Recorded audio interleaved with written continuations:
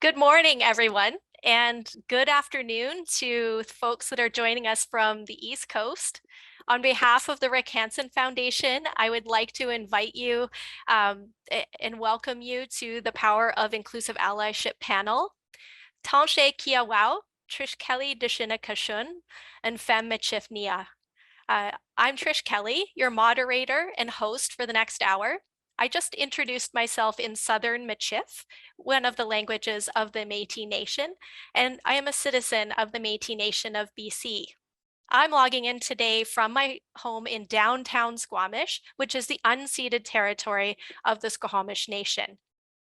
I'm grateful for the nation's stewardship of this beautiful land since time immemorial. For those of you who may not be seeing me on their screen right now, I'll share that I'm a very light-skinned woman with dark hair and oversized glasses. Additionally, I would like to share that my pronouns are she, her, and I'm also a proud member of the queer community and the child of a disabled parent. I'm also professionally the managing director of Untapped Accessibility, which is a consulting agency recently launched by Open Door Group to help organizations become more accessible. This coming Saturday, December 3rd, is the annual United Nations International Day of Persons with Disabilities, a day to promote understanding of disability and mobilize support for the dignity, rights, and well-being of persons with disabilities. It's also an opportunity to increase awareness of how our world can benefit from the equitable inclusion of persons with disabilities in every aspect of life. And that is why today we are bringing together a diverse group of allies and people with lived experience to speak about what inclusive allyship means to them and how we can be better allies with the disability community. I'd like to thank the Rick Hansen Foundation for hosting this event. The Rick Hansen Foundation's vision is an inclusive world where people with disabilities are living to their full potential.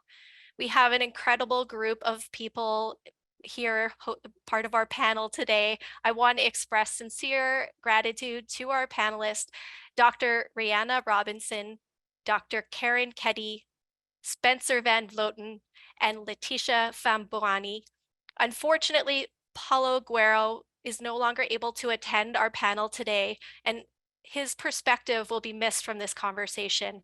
I know that the Rick Hansen Foundation will be inviting him back to a future panel, so please look forward to meeting him at a future event. I also want to note that we have a diversity of disability experiences and perspectives on this panel. And what we are learning today is their experience and their perspectives alone. The experiences and perspectives of others with disabilities will be different. And it's important to acknowledge that each person's point of view is unique to them. Today, we're not providing a set in stone answer on how to be an ally, but rather diverse views of what allyship means so that we can broaden our perspective. Before I pass it over to our panelists to introduce themselves, I just have a few notes about logistics and accessibility for the event today. All attendees have been muted by the host.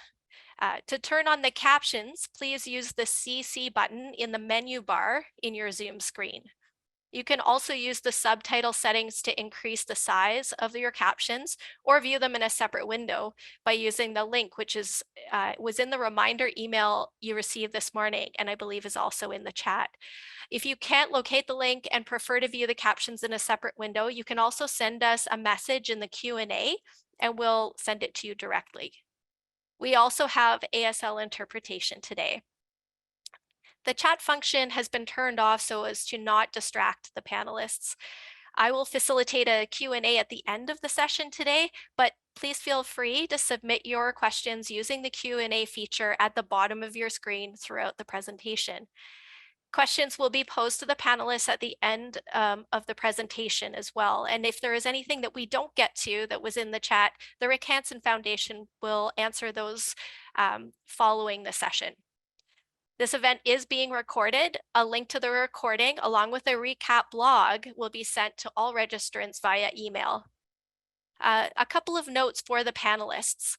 We have a live captioner with us here today, and I'd like to ask that we do our best to speak clearly and at a reasonable pace, as that helps the captioner as well as the ASL interpreter do their job. In addition, please, panelists, use the raise hand function when wanting to add into the conversation. The next hour is action-packed. So without further ado, I would like to hand it over to our panelists to do their own introductions. We're going to start with Karen. Thank you so much, Trish. I'm Karen Keddy. My pronouns are she, her. I'm from Nova Scotia, but I live in Muncie, Indiana. I'm an associate professor and I teach social justice courses in the architecture department at Ball State University. At Ball State University, we acknowledge and honor the numerous Indigenous communities with homelands in what is now the state of Indiana, particularly the Miami and the Delaware peoples. I'm a white female with white blonde hair. I'm wearing oversized purple glasses and a purple sweater. I've been living with hearing loss for over 20 years. I wear bilateral hearing aids and I identify with the hearing community versus the deaf community.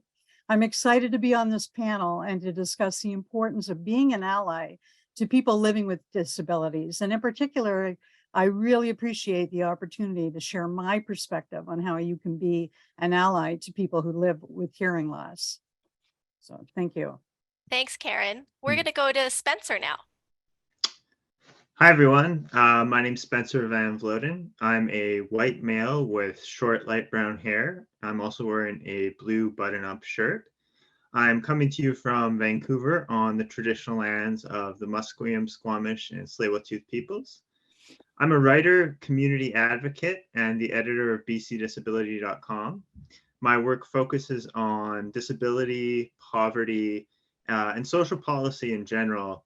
And much of my interest in these topics stems from being an ally to a close family member with cerebral palsy, and increasingly seeing the barriers that older family members face as seniors living in poverty. I'm excited to be here, and I want to thank the Rick Hansen Foundation for holding this panel, as well as everyone attending today. And just a heads up that you may hear one of my cats meowing at me in the background. So my apologies for that. And thank you so much again. Thanks so much, Spencer. We'll pay attention to that and hopefully get to spot your cat. Laetitia, can you do your self-introduction next? Thank you, Trish, and good morning, everyone. My name is Laetitia Mfamobani. I am the Digital Accessibility Specialist with the Rick Hansen Foundation. I am, to describe myself as a blind person, I am a Black woman, and today I'm wearing a yellow shirt and my hair is, I have dark hair with a little bit of burgundy on it. And my pronouns are she, her, she and her. Today I'm speaking from my home office that is located on the traditional territory of the Musqueam First Nation. I'm really excited to be here today to be part of, I feel honored to be part of this panel as a person who has been fully blind for more than 20 years. It's an honor to celebrate the International Day of Persons with Disability with my fellow people with disabilities. Thank you. Thanks so much, Laetitia. Rheanna, can we hear your self-introduction? Thank you, Trish, and thank you to everyone. It's my utter pleasure to be joining you this morning. My name is Rheanna Robinson. I am Métis and a member of the Manitoba Métis Federation.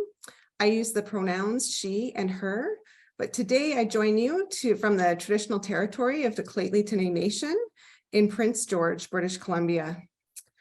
I have long dark hair and I'm wearing a black shirt and some earrings and a necklace.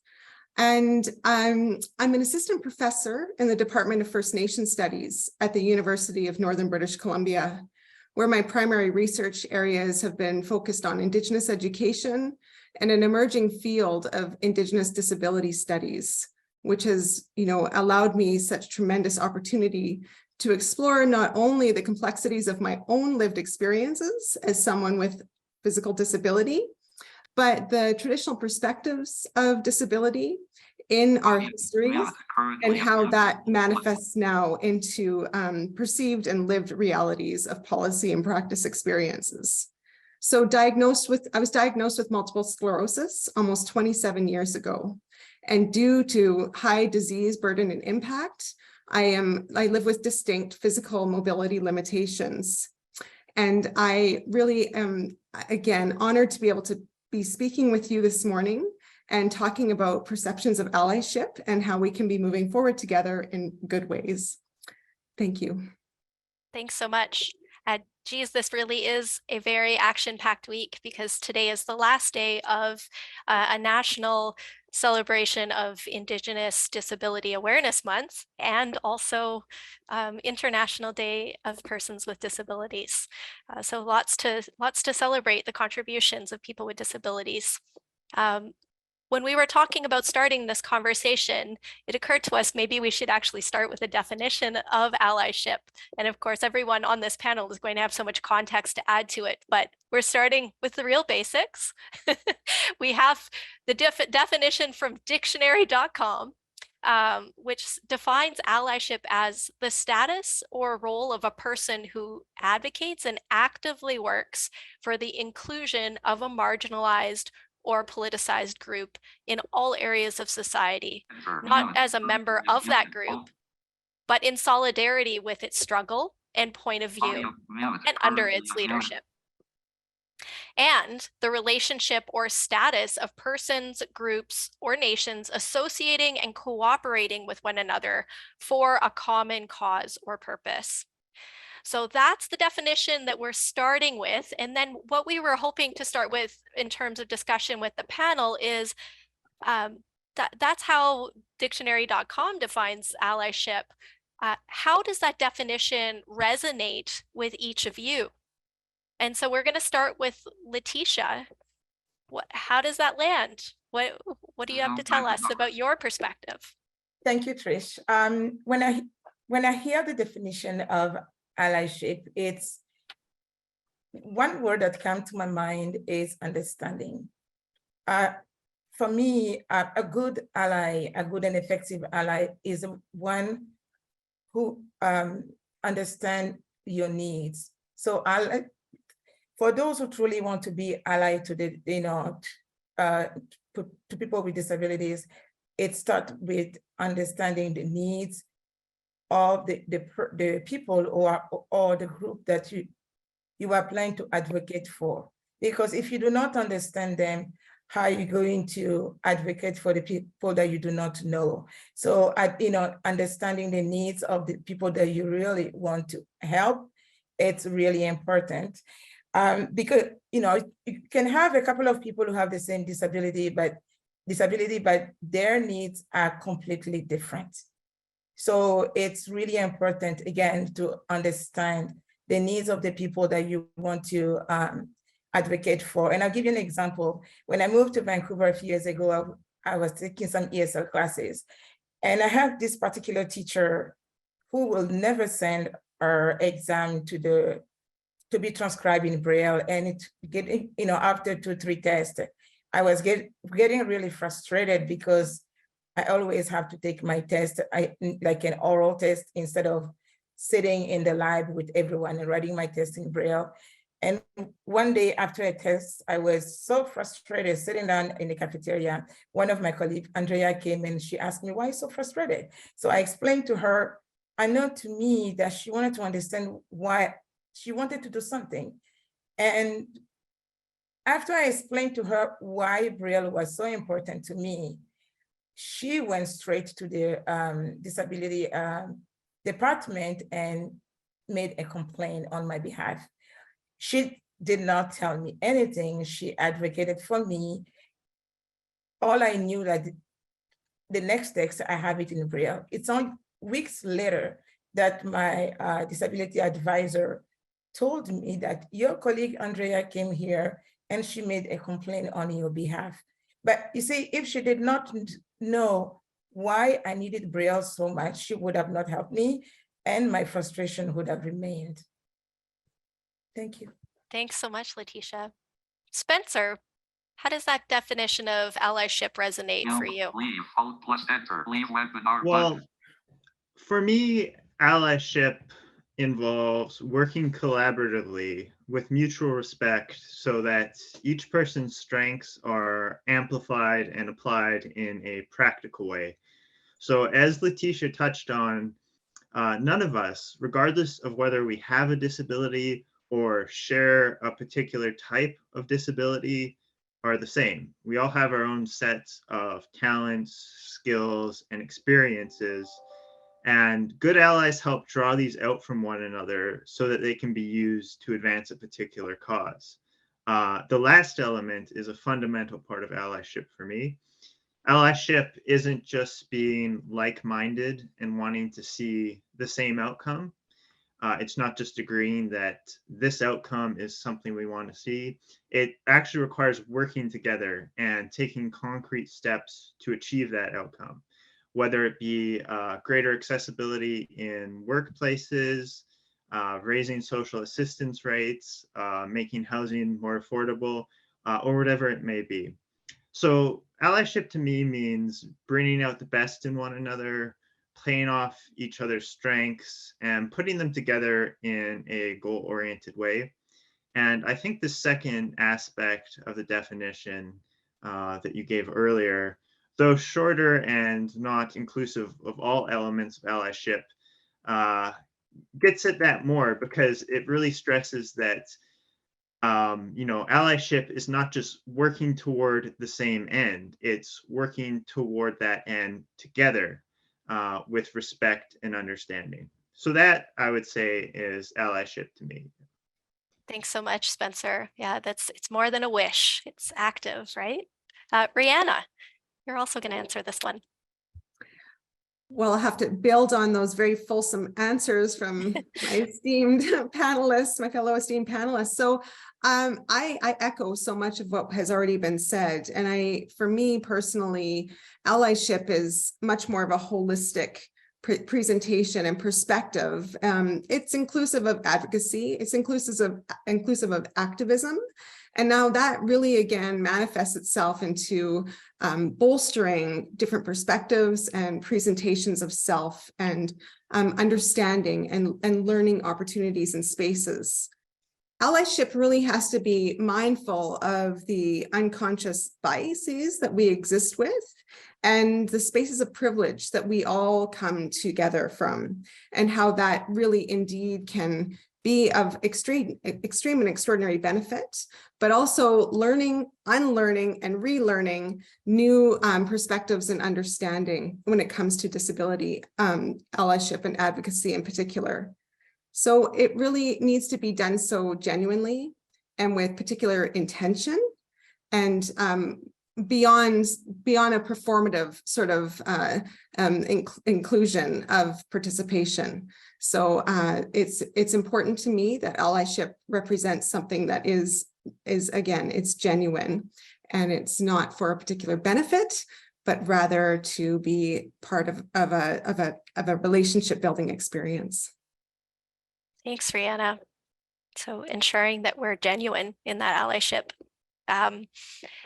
So the next question that we're moving on to now is asking about, as we said earlier, as I said earlier in the introduction, we're talking about allyship from different perspectives. So how do your experiences as that you bring to this conversation impact your perception of allyship? And we're going to start this one with Karen. Yeah, thanks, Trish. Yeah, for a while now, I've felt like I have a foot in two different camps, the non-disabled world and the disabled world, or what we call disability space. And when I'm in the non-disabled world, which is most of the time, the onus is on me to make requests for accommodations, such as asking, can we have our meeting not in person, but virtually on Zoom? So when the pandemic put everybody in the virtual classroom, workplace, and meeting rooms, for a while, this was normalized for quite a while. But since things have loosened up and people are going back to meeting in person, I have to make a case for meeting virtually instead of in person. And then secondly, I have to make a request that we have captioning. But when I'm in disability space, such as presenting at a conference with an agenda of accessibility or disability, or attending a webinar or participating in an accessibility advisory meeting, I never have to ask for captioning. It's a given that it's going to be provided. And there's always an effort made to be accommodating and mindful of helping a person hear. So this is being an ally. It promotes equitable social participation. It helps eliminate barriers and is truly an inclusive move. And the onus is not strictly on the person living with the disability, but on everyone to be inclusive. Thanks. Thanks so much, Karen. Laetitia, do you want to share how your experience impacts your perception of allyship? Thank you, Trish. When I look back on my life as a person who's blind, I realized that I would say my best allies, they were not necessarily the people that went wild, let's say on social media, advocating for something specific for me. My best allies, it really made me feel being a good ally. It starts with small actions. It can be just words of encouragement. Like for me, my best allies in life, those who really made me shift my view, the way I look at allyship, are the people who were there where I was tired of fighting for my rights, and they will come and say, keep going, girl. There is still some hope, keep pushing. They encouraged me, they were there where I needed them. So it doesn't have to be something huge. It can be just little steps that everyday step we take. Like here at the Rick Hansen Foundation, we have those 45 to 60-minute training on digital communications. And we had one last week, and one of my colleagues at the end of the session said, oh, each time I learn one thing that I'm ready to implement. And this time, because we're talking about dyslexia, how to make our document accessible to people with dyslexia.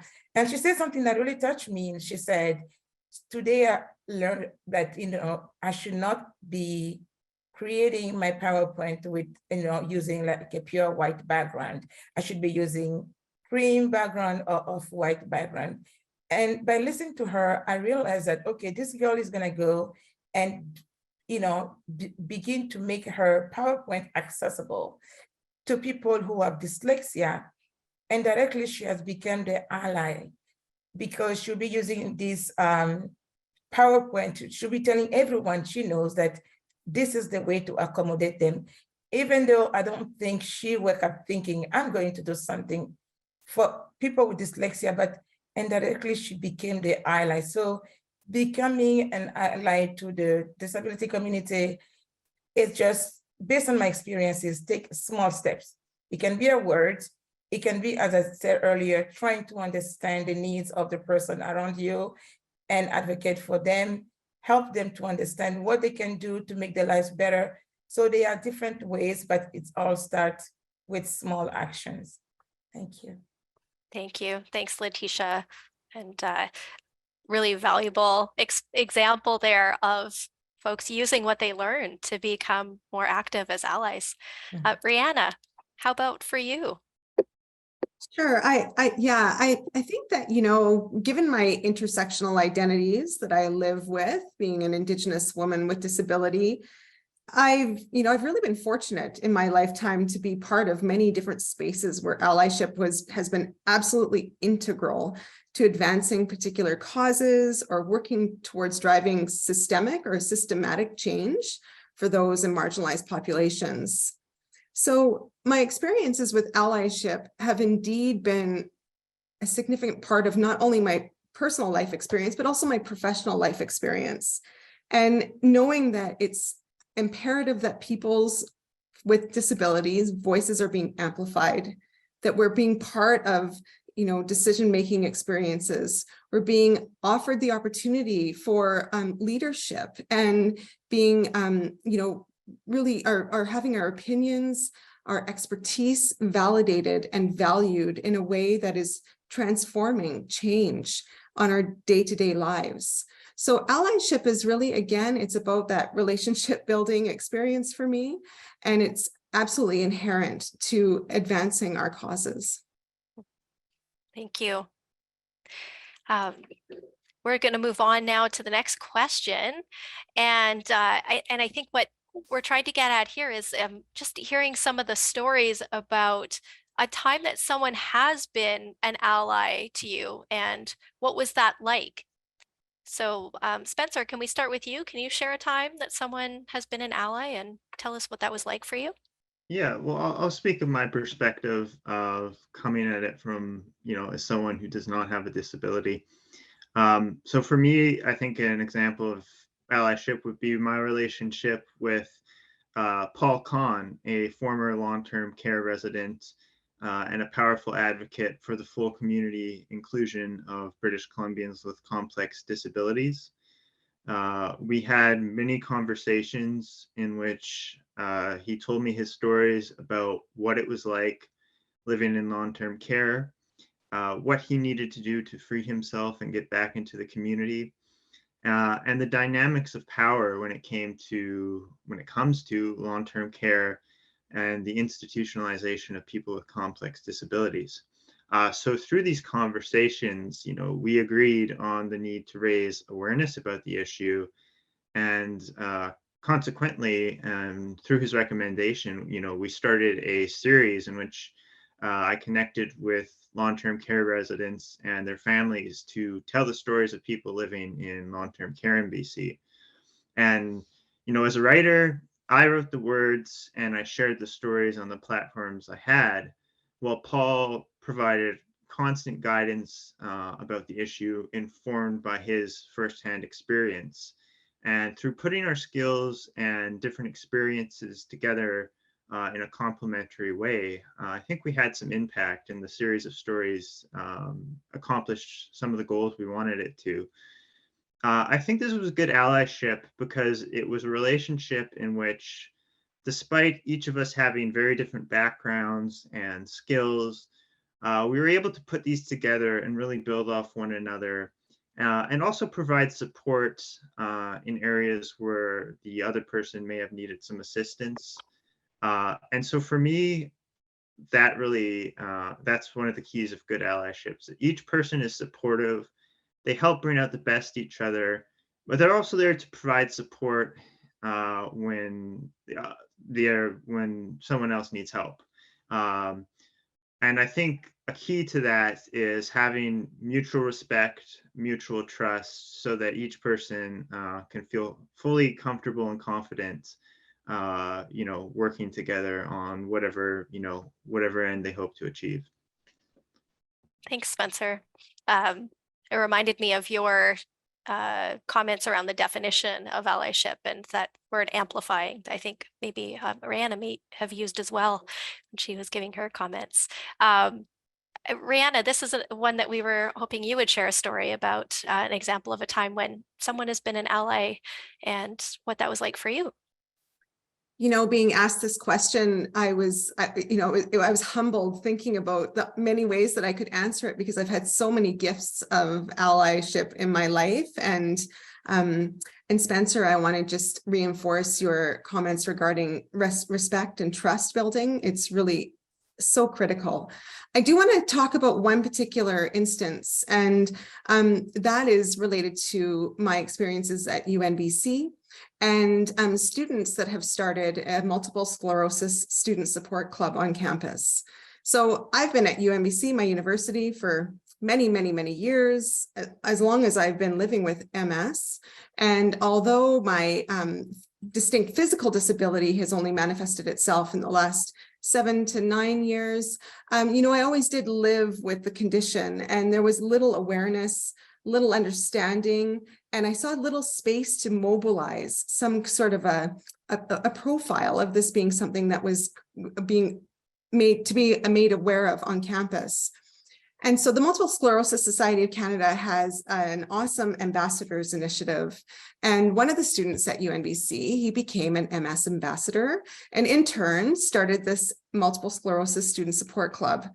And as a club, we've done some amazing collaborations. We've had entire Northern Speaker Series where we've had national audiences of healthcare professionals, nursing, people in community, people who are self-advocating for themselves, and really, again, creating a space that is not only sharing the stories of those who are navigating the world with the health condition and lived disability, but also including the varying ways that communities are accommodating and really creating space to ensure that it's being done in a way that's, again, respected and mutually beneficial. So the students at UNBC, I'm extraordinarily proud to be in a relationship with them and be part of their community. And they call me their MS Support Club advisor, but I don't see it that way. It's a very reciprocal relationship, and I've learned a lot from them. And so these students are really, again, genuine allies. They're not just doing it on campus, but they're doing it in the community and in fact across the country. So that's one of many examples I could share. Thank you. That's a great example. Very complex and so many different avenues to showing up as an ally. Our next question is getting at some of the, we expect that many folks that are here that were generous with their time and came to be part of this conversation today are wondering about, how do I do this too? So we're looking to get at how can attendees that are here with us today become better allies? So that's the kind of practical piece that we were hoping to get to next. And we're going to start with Laetitia. Okay, thank you. There are so many ways to become a better ally, and I will just highlight a few that I think are very important. And the first one is to learn. Like I say at the beginning, it's important to know the need of the people that you are advocating for. Learn, it's really important, and be patient as well, because becoming an ally, it's not an overnight thing. It's a process. It's going to take time. You are going to make mistakes, but it's important to keep learning and keep asking questions until you get it.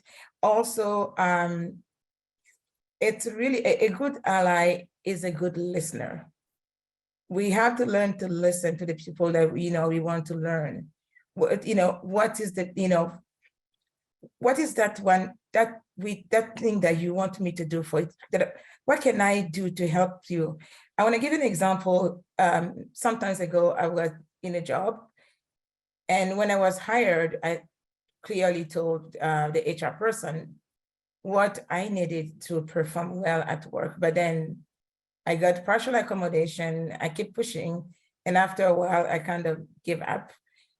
Then a few years later, I have a new manager who was willing to listen. And over a casual conversation, I did explain, well, where I have some difficulties. And she took the matter. I wasn't really complaining. I was just explaining how difficult it is without a particular device. And she took the matter in her hand because she took time to listen to me. She did not listen to me as though I was complaining. She became my ally. She went and negotiated everything for me. And to my surprise, I got the device that I could not, I did not get for years. It was such a day. So it's really important to listen. Do not assume that you know what the person that you're trying to help needs. Ask questions. And the other thing I would like to say also is, because sometimes people are eager to help.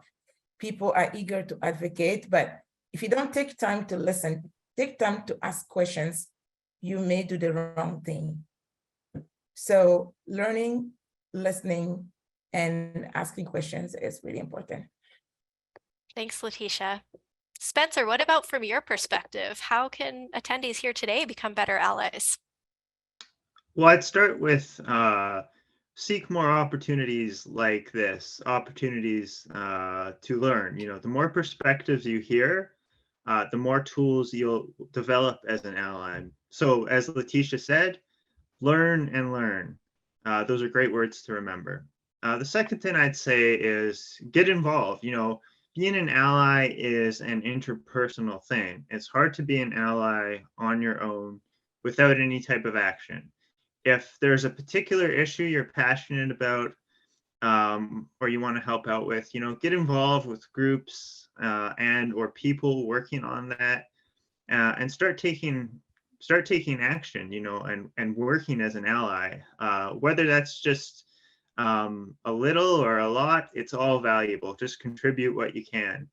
I'd also say don't walk on eggshells. You know, sometimes allies are so afraid of making a mistake in terms of the language they use, or they have so much self-doubt about whether they belong in a particular movement that essentially freezes them and stops them from contributing. Don't do that.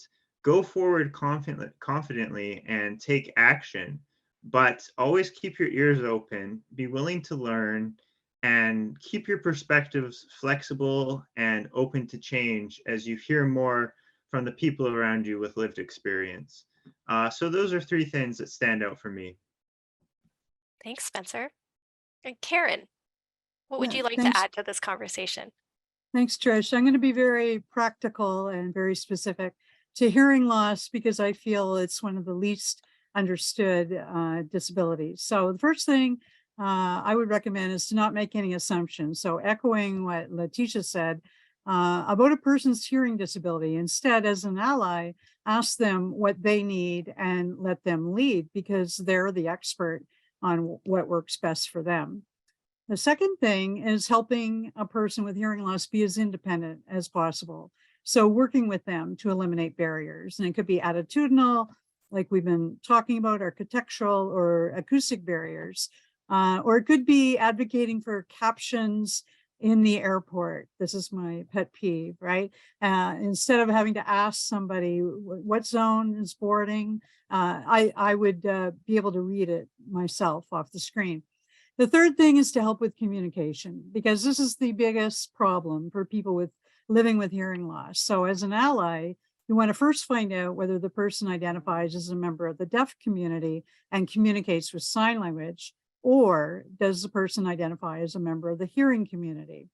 And if so, then there's a variety of communication repair strategies. So there's several, but I'm just going to talk about the top four. First of all, sit or stand very close to the person because the sound of speech trickles off. The farther it is away from the person, the more difficult it is to hear. Secondly, and we learned this one wearing our masks during the pandemic, face the person and talk slowly and concisely and don't cover your mouth. And the third is be conscious of the setting. Is there a lot of background noise in a restaurant? Is there a better place to sit with less noise in that restaurant, or is there a better restaurant? And lastly, be conscious of the person. Pick up on, is there any indication that they're not understanding what you're saying? Find out what will help. Maybe it's as simple as talking to them on the side that they hear best. And so those are my practical suggestions. Thank you. Yeah, thank you for getting us to those very practical suggestions. I can see that some questions are coming into the Q&A, which we'll get to shortly. And I think there is definitely a hunger for the practical options. This is very nuanced. There's a lot of listening that's involved. So it's not necessarily that we can always have a checklist on what it means to be an ally, but there are some very practical ways. And when you listen, you can start to write your own checklist for the person that you're working in allyship with. We're going to move on to some closing remarks from each of the panelists and then into that Q&A. And so I have the order here. We're just going to do a wee bit from each person, starting with Spencer. Do you have anything that you want to share before we move into the next part of our agenda? Yeah, thanks, Trish. I just want to say thank you, everyone, for attending. It's real core belief of mine that we are stronger when we are together. and that everyone, regardless of what labels may be applied to them, has something valuable to give. If someone wants to help advance a good cause, they should be welcomed with open arms, and they shouldn't be afraid to contribute. I also want to add that it's important to think of allyship not only within a particular movement, but between them. So many of the goals of the disability movement are shared with other movements and communities. So ending poverty, creating housing and food security, creating more inclusive communities and equitable workspaces, creating a built environment that's easier to navigate, whether that's for a person with disability, a senior, or a parent rolling a stroller. There's so many cross-cutting goals and areas where we can find solidarity, which is why it's critical to reach out to one another, come together, and apply what we've learned today and what you have learned we'll learn going ahead.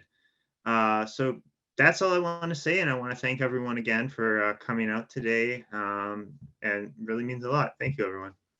Thanks, Spencer. And we will likely be coming back to you for some of the Q&A as well, but really appreciate your comments there. Laetitia, any closing remarks that you'd like to share? Yeah, I would like to say that to anyone who really want to be an ally, it's important. It's important to learn to be comfortable being uncomfortable. This is what I mean. Being an ally or becoming an ally involves most of the time having difficult conversations. It involves having conversations that you are not used to have. Sometimes you're going to feel uncomfortable asking some questions, but you still have to ask them anyway because you want to learn, you want to help, you want to do something that will drive change. So be ready to feel uncomfortable. Also, do not be scared to make mistakes.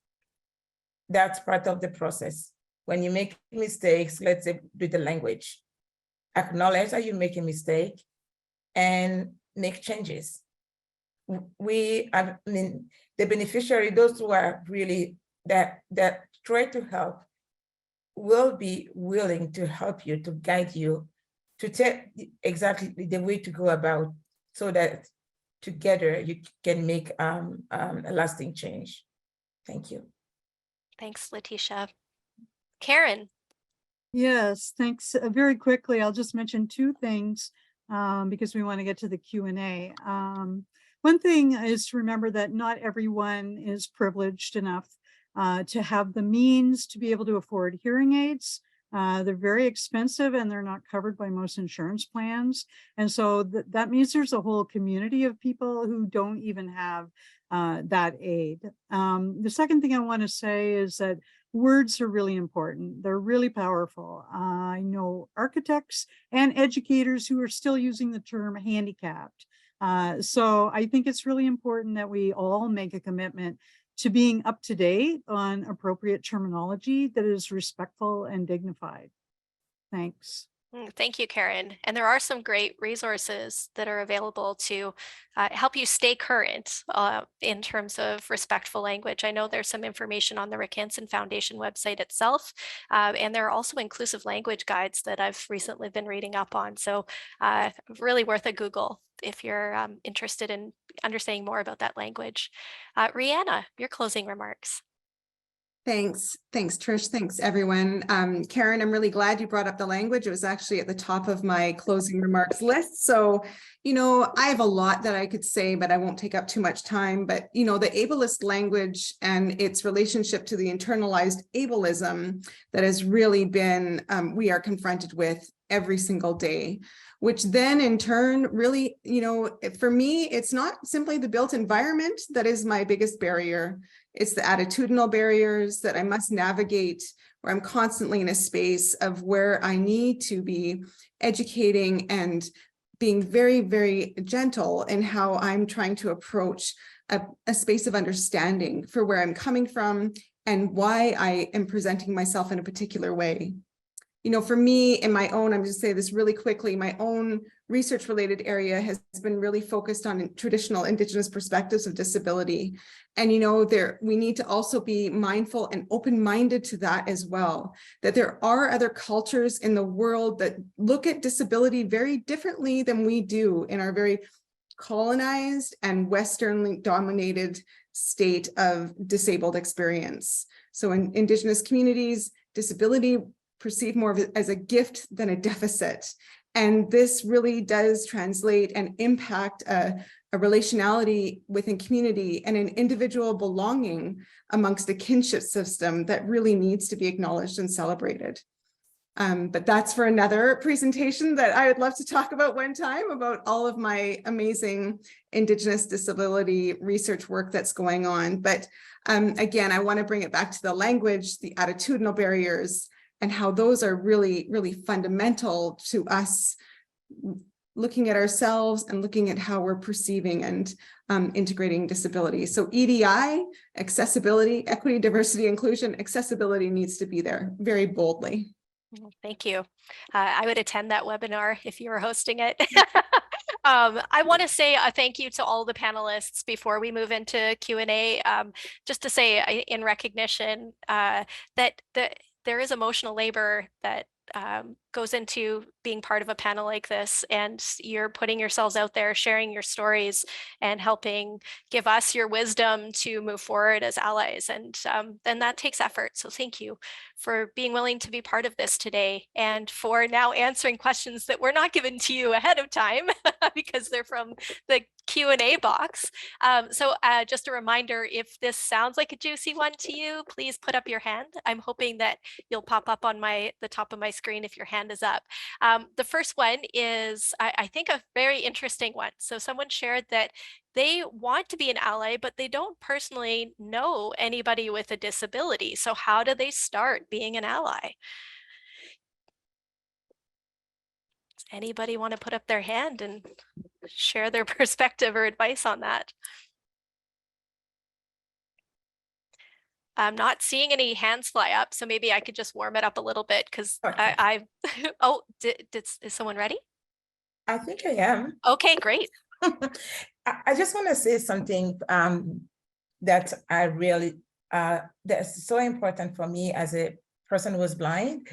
Even though the person doesn't know anyone who has a disability, you can do one thing for the blind. I mean, let's say those who are print disability, go on the Microsoft website, learn how to create accessible document for people with disability. It includes people who are blind, visually impaired, people who are dyslexia, people who are colorblind, and so many others. You may not know anyone specifically, but you can become an ally of that community just by learning the way to make your communications accessible. That's one way. Thank you. Thanks. Does anyone else have any insights into that? Getting started if you don't know anyone with a disability. Yeah, Rheanna. Sorry about that. Getting confused with my buttons. It's interesting because we just had a student panel at the university. I initiated this Accessibility Ambassadors Initiative on campus, and we just had a student panel. And one of the things that the students were reflecting on is really aligned with what this question is towards.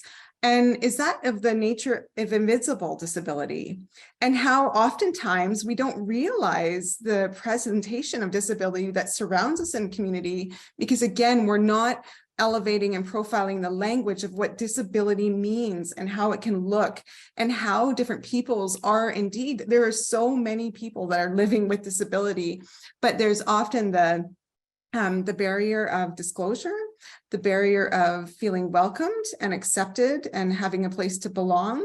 So it would be interesting to consider how within our own spaces we could be changing our dialogues about what disability includes, how it is presents to us in the world, and how it might, it's not simply categorically belonging to a particular group. I think it belongs to community. So when we change that mindset of it being a community engagement, it may sort of open some different spaces. Oh, that's great. Thank you.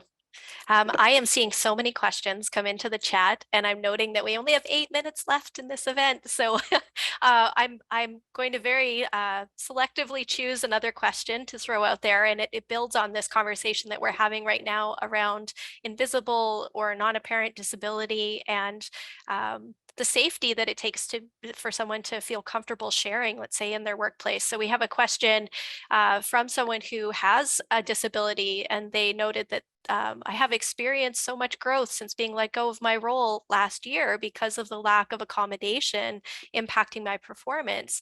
However, I still worry that employers are going to look at me as a risk to the organization if or when I disclose. I can mask my hidden disability, but it takes so much energy to repress my feelings and not be forthcoming about my differences. How should I navigate that? Since disclosure is risky, especially when the employer doesn't understand your disorder. Is there any panelists that might have some advice for someone who is wrestling with whether it's safe or how to, yeah. Rheanna, I can see that you have your hand up. I don't see anyone else's hand, so I'd be happy to start with you. I don't want to overtake with my panelists really quickly. I'm going to say, this is a big issue. This is a reality. Disability, right? This is a human rights issue.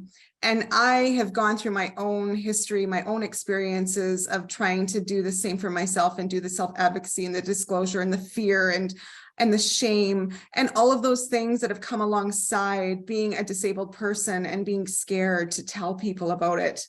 It's really important now for me. This is my own experience. I have extraordinarily bold expectations of how people are going to treat me, how they're going to include me, and how my value is important, how I have something to contribute, and that it's imperative that that is part of the experience. I have a lot more to say, but I don't want to take up all the time. Thank you. Oh, thank you. And Spencer has raised his hand as well. So Spencer, what are your thoughts? Yeah, I just want to say it was mentioned in the question that it's incredibly, I think, stressful or energy consuming to try to hide the disability. I think whenever you're put in a situation where you feel pressure to do that, it's not something you should be doing. And the sad part is you still get employers out there with misconceptions about disability in the workplace, when actually research shows that people with disabilities are in general great employees and actually make workplaces better. But I just had to say, when you feel so pressured that it's causing you so much stress, it's not a good thing. And it's still up to your employer to accommodate, whatever your needs are. So I'd say, your rights are supported. There's support for your rights here in BC and ways to go forward with having those enforced. And I think just my view on it would be, be open as you're comfortable being, knowing that there's a duty to accommodate in BC, and that it's just not worth hiding something when it eats at you like that constantly. Thanks, Spencer. There's quite a few questions that have come into the chat that are getting at this question about resources that are available. And I just think about the Disability Alliance of BC has a great disclosure guide written by people with disabilities for people with disabilities considering this topic. I'm sure there's going to be a lot that will go into that post-event blog from the Rick Hansen Foundation, because these questions are so great and we're not able to get to all of them. I just wanted to say, some of the themes that we've heard today before I get into the the final thank yous, but we heard, I think, several times, learn, learn, and learn. That's really key advice. Continue to seek more opportunities to learn and listen, and get involved in issues that you're passionate about, and look for opportunities to offer assistance without making assumptions. Don't make assumptions. Ask people what they need. And if you have any further questions that have been coming, that are coming up for you, you can still add those into the chat, and Rick Hansen Foundation will include those in the blog post. I wanted to say that this has been such a fantastic conversation. I know we're just getting started. An hour isn't very much time at all for such a juicy topic, where we all have so much opportunity and agency to be allies to each other. And I want to thank you for bringing all of that you did into the conversation around the Pally of inclusive allyship. And thanks again to the Rick Hansen Foundation for bringing us all together to discuss this important topic in honor of International Day of Persons with Disabilities. Thank you to everyone that joined us today, or who watches the recording later. And we'd encourage you to take what you can from this session in terms of your own learnings and share them with friends and colleagues. That is a step towards true allyship, is sharing what you learn and helping others see the value in this work, whether you're talking about at work or in your personal life. We started an important conversation today, and we look forward to continuing it with you. The Rick Hansen Foundation will be sharing that recap of the session along with a link to the recording once it's available. That'll go out by email to registrants, and then look forward to that blog post with the other great questions that came in today that we didn't get to. So that's our session today. Thank you everyone for being part of it. I think you can get on to the rest of your day, and those in BC, I hope that you enjoyed some of our cute little snowstorm that we had here. Thank you.